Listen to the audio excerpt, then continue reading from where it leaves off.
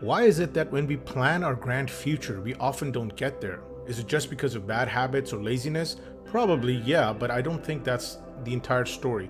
I think a lot of us are not able to tap into our critical thinking and our creative abilities as we should. I'll give you one example on how I was able to successfully apply both critical and creative thinking to my benefit. About 2 decades ago, I was working in corporate America with a telecom company. It was a decent salary package, but I still wanted to move to Wall Street, where apparently the cream of the crop competed in high finance. This was a bit of a fascination for me, to be quite honest. It was not just the lure of working in a dynamic, fast paced environment that serves the backbone of the economy. The money was good, but not just that, it was also being recognized as a smart person. Someone who can go toe to toe with the Ivy League grads, as I was not from an Ivy League. I tried to network my way through it, but the Wall Street circles were closed to me. I was considered an outsider from the start, and I was reminded again and again that if I did not carry an Ivy League stamp of approval, guess what? It's going to be next to impossible for me to break into Wall Street.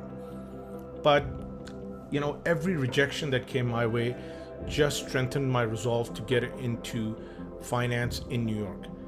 I had to solve this problem one way or the other. So the first step that I took was to become hypercritical and objective of my reality.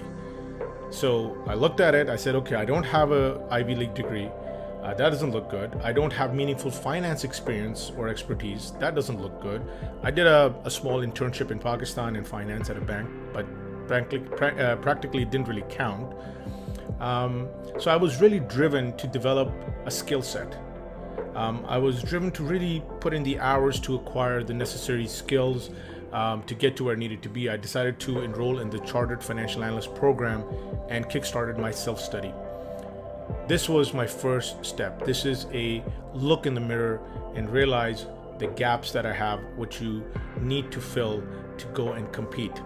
It was an honest and frankly a bit of a brutal awakening that I lacked so much in my unique skills. But I did it. That was a start.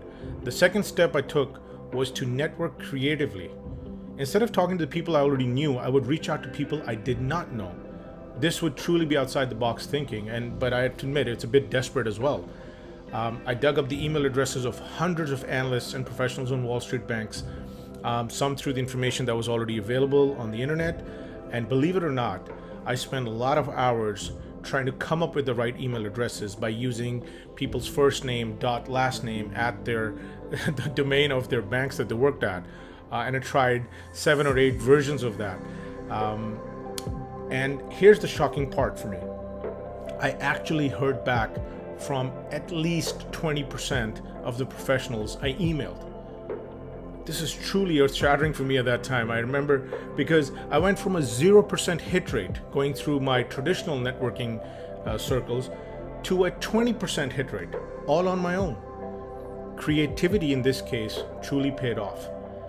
So I would study for the CFA program between, let's say, 7 and 11 p.m. at night after work, and then I would email analysts and other professionals from 11 to midnight.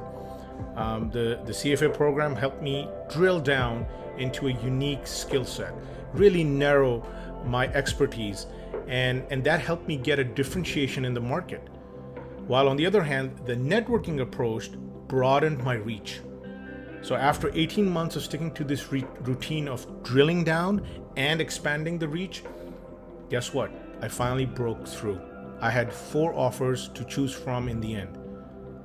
According to author Pearl Zhu, critical thinking narrows and creative thinking expands, but they must work in tandem for problem solving and decision making. I couldn't agree more.